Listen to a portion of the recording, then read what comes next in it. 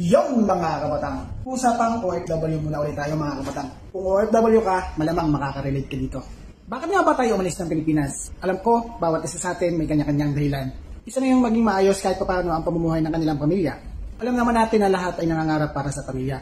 Kaya hindi alintala sa mga nangingibang bansa ang hirap, pagod at lungkot ng kanilang nararamdaman para lang maibigay sa pamilya ang kanilang pangangailangan. Pero hindi lahat ng nangingibang bansa ay sinuswerte. Minsan pa nga, iuwi na lang na malabig na bangkay na. Pero may mga ibang kabayan naman natin ang naging maganda ang buhay, kaya naging maluho.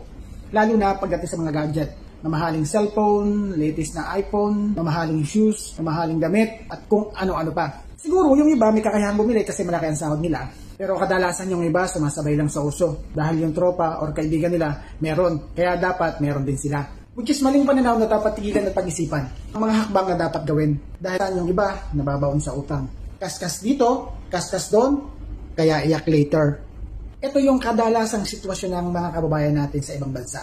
Hindi lang pansarili, kundi para sa pamilya din nila. Hindi naman ako against sa mga ganon. Well, deserve naman nila yun. Pero payo ko lang sa mga nakakarami, lalo na yung mga nag-iibang bansa. Be wise tayo pagdating sa paggastos. Hindi na tayo pabata. At lalong-lalo na, hindi tayo permanente sa ibang bansa. Kaya ugaliing maging masinop.